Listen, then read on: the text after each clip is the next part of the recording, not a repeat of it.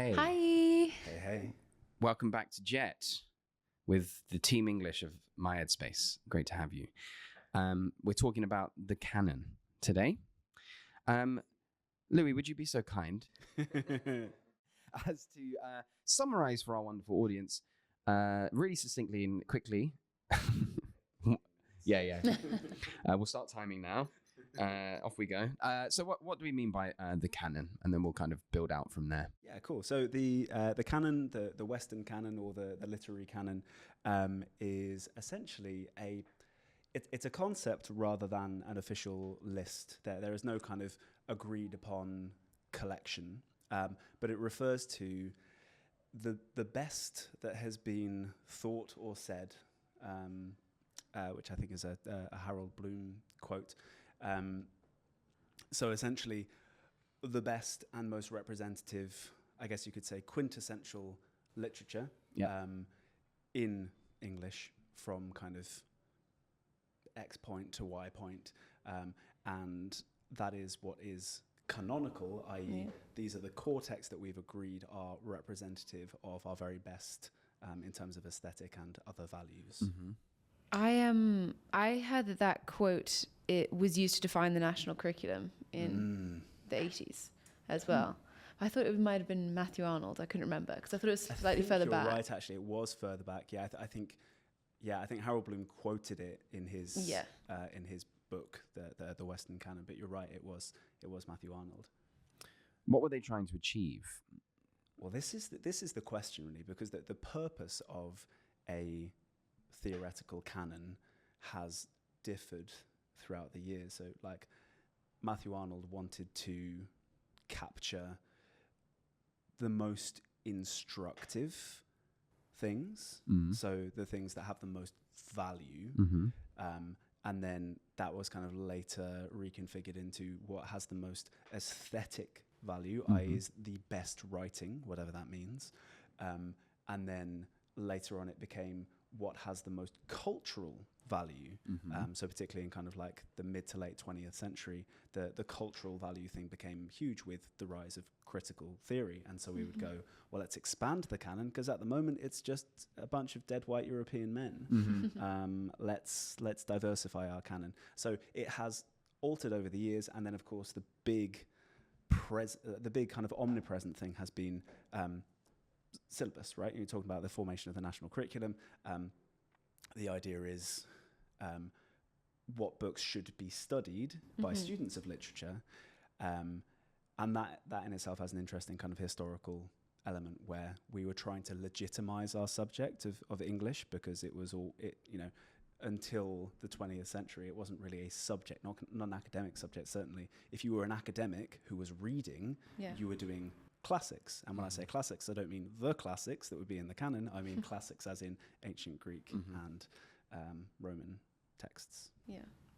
And literature was part of an education, but it wasn't necessarily its own idea. It was part of being well educated, really, more than that. Exactly, yeah. I'm trying to think about what would make, I'm thinking back to conversations with A-level students about their coursework and sort of what books because for at least on most exam boards, you can pick your own texts, right? And so kids would come to you and they'd be like, can I do, for example, can I do Harry Potter and the Philosopher's Stone? And the answer would be no. And then they'd say, why? And that's actually quite a difficult question to answer, because what you basically want to say is that's not literature. Okay, it may be like entertaining, and like I'm not knocking, the Harry Potter by any stretch of the imagination, but it's not the kind of thing that you can write for an A-level essay about, right? Like 15, 16, 17, 1800 words on. Yeah. Well, I wonder, I suppose you could, but it would be really difficult, which is usually my argument when students are trying to tell me what they want to do for A-level, and it's not something, it's too difficult to find criticism on it, and it's difficult to find richness in the text itself that you can analyze. Yeah. So it comes down to like a richness of language, yeah, right? And it's a craft, really, as well, to a certain extent. And this is what Bloom was so pressed by when he wrote his book, the Western Canon, he believed that beyond repair, the study of literature had been degraded by the diversification of the canon. He was like, we're no longer caring about aesthetics, we're just caring about diversity and inclusion, and he considered that to be an enormous loss. Whereas if you take something like Harry Potter, you can't deny the cultural significance of that. And so if we study literature, not for the aesthetic purposes, but for the cultural material that they represent, the impact of them, the importance of them to an entire society, then suddenly the canon takes on a different form. And it's not about the best writing, it's about the best representation of the world through writing. Yeah. Which is and I think the reason part of the reason I'm saying we can or can't include certain things in A-level coursework, for example, and thus is viewed as less canonical, is this idea of the critic being part of this world. So Harold Bloom being a big voice in criticism in the 20th century, but the idea that they chose what to critique, and thus there's this body of scholarship on those things, and that all speaks to the institution of the canon and the institution of legitimizing the canon as also chosen by the people who would support the aesthetic and Shakespeare and Shelley and all of those figures over newer voices or more diverse voices. Yeah, and we have to think about the task that we set for young people in education. Like, I think it would be wonderful to say, look, discover your own canon. But the fact is that with a very limited time constraint for studying, you need this kind of roadmap, and the roadmap gives you like a really solid foundation of good writing, so you can recognize good writing elsewhere, whatever good writing means, and we could potentially talk about that. But it's also the cultural capital that has been accrued by these texts. So like the body of criticism that exists about them and their relevance throughout history. Like, you take Shakespeare as the most obvious example. In the 400 years since Shakespeare published the plays and died, his work has been important in every century that has followed, and therefore there's this entire body of commentary and criticism surrounding it. And you also you need to know those things if you're going to be a student of this. You need to know where you've come from in order to know where you're going. And so this kind of lovely ideal of saying, discover your own curriculum, it's really kind of stripping them of something that's quite important to the language that they need to use, right? Because it's talking about cultural capital that way as well, as at a certain point, especially if you get to higher levels of education in those spaces, you feel you can't grasp everything people are talking about in those conversations if you haven't been exposed, you haven't read some of the ideas. If you've not read Shakespeare at all, you will miss the references to that in so many other texts. Because it's like...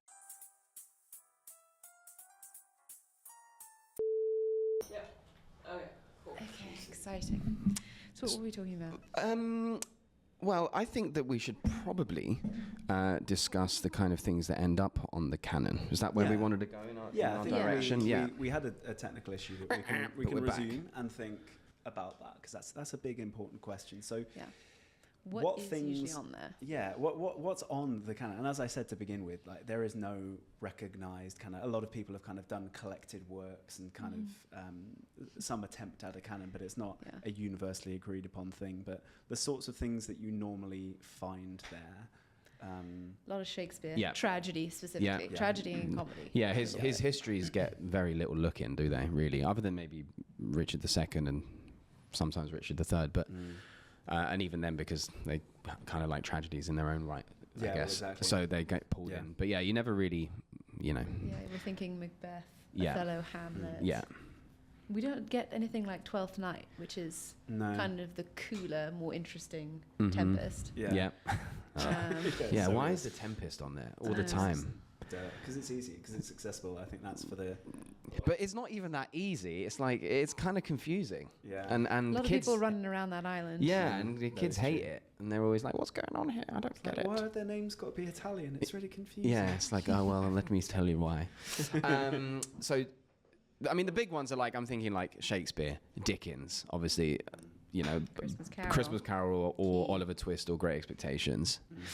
Who else? Those are like the big two in my head, but there's others. Well, you have obviously the Romantic poets. Oh, yeah? Definitely. Okay, yeah. So Blake is there and Wordsworth, Yeah. Shelley. Yeah. The whole team. But is, and this... Yeah. A lot of Byron. And is this just because, you know, to address the elephant room, is this just because of their, like, maleness and, you know, some kind Eurocentric. of... Yeah, or, I mean, because... Sphere of influence.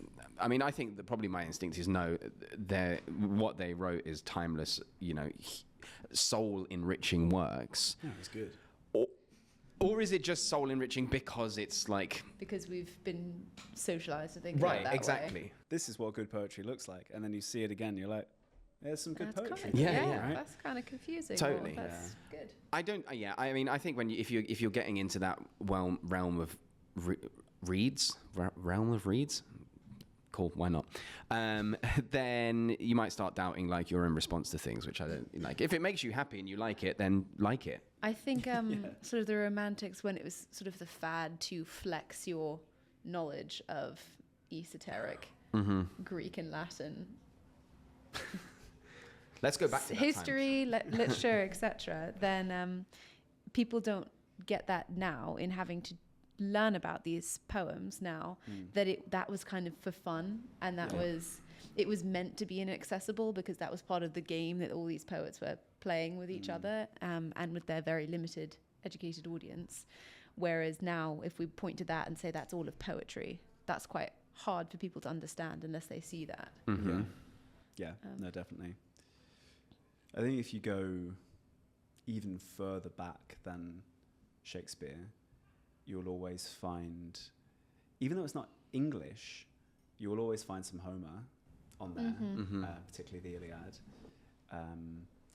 And you'll also find some Virgil. Like you'll find some of the, like, here's the origin of literature in the classics, so Roman and Greek. But you'll find what's survived, you know, because like and what's translated, and what was just sometimes just by the luck of the draw, not burned or lost or like exactly that kind of thing, right? So then you're just in a situation where, you know, what about I don't doubt there are like thousands of other people, you know, who wrote as amazing things that just never saw the light of day. Yeah, you know.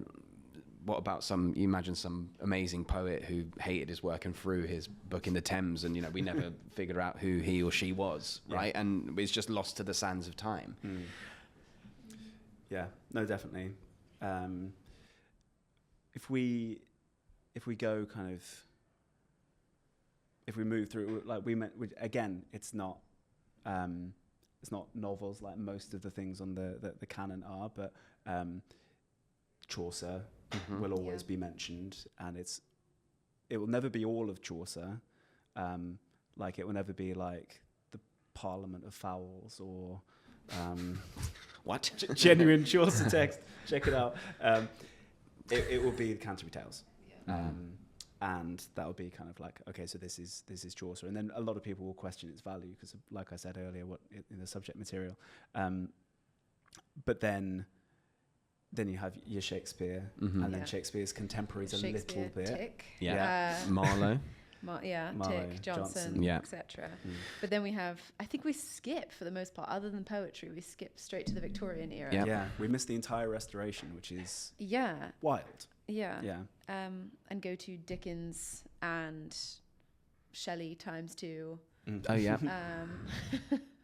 Well, Mary Shelley's an interesting one, particularly. A great one. Because we just know Frankenstein, but it wasn't the only thing that she wrote. She wrote a couple of other novels. And matter of fact, speaking to our previous point, she was kind of responsible for most of her husband's material being preserved and published after his death. Yeah, exactly. And yeah, that's love. There you go. That's love, man. But yeah, the Victorias, like there's an explosion in like the number of people that you mentioned when it gets into the Victorian period, because everyone started writing novels and they were so much more widely read. So you have got Dickens, but you've also got like in the poetry side of things, you've got like Tennyson, you've got like Rossetti, you've got Browning, as times two. Yeah, exactly. Oscar Wilde. Then we start getting into like Edgar Allan Poe. Oh yeah, when we start Gothic, bringing in the Americans exactly. And then all of the Gothic, because it's so widely studied, because it's accessible and fun. Everyone knows. And science fiction-y and exciting. Exactly.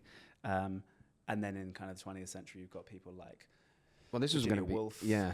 I was thinking, like, what about recently? Who's there from recent times? By recent, do you mean the 20th century?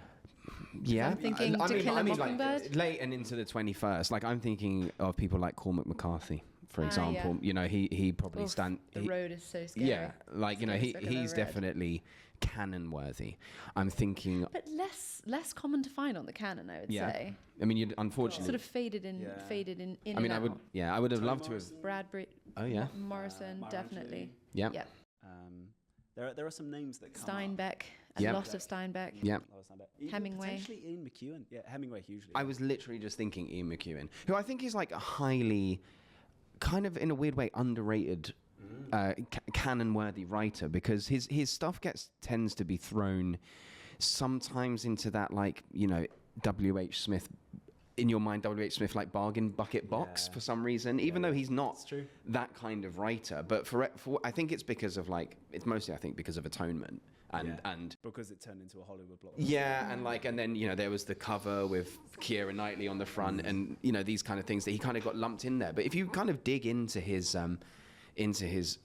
work and, like, you know, think about some of his earlier stuff like Cement Garden or Chesil Beach, or Amsterdam, or even recently wrote a great book called Lessons about his life, which was like incredible.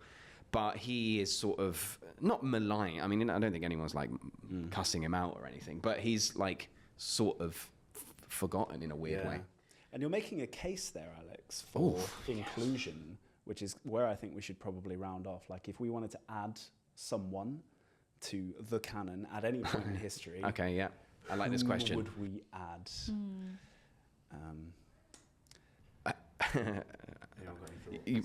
I'll go later.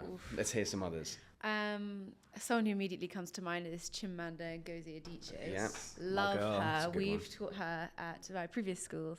And her texts are just, to go back to, rich, so well crafted, so aware of, conscious of, but also sort of playing with the conventions the way that Shakespeare does. She is doing, just with semi-different subject material.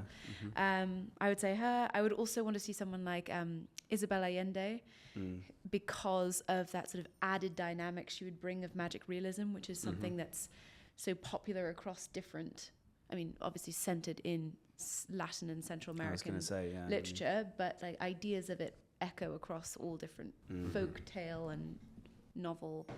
So maybe one of those two, and that would also incorporate some more diversity into the canon as well, which I would definitely want to see.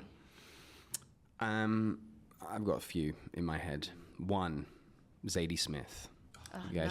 She's got to be in there. Are we sensing a theme here with our choices too?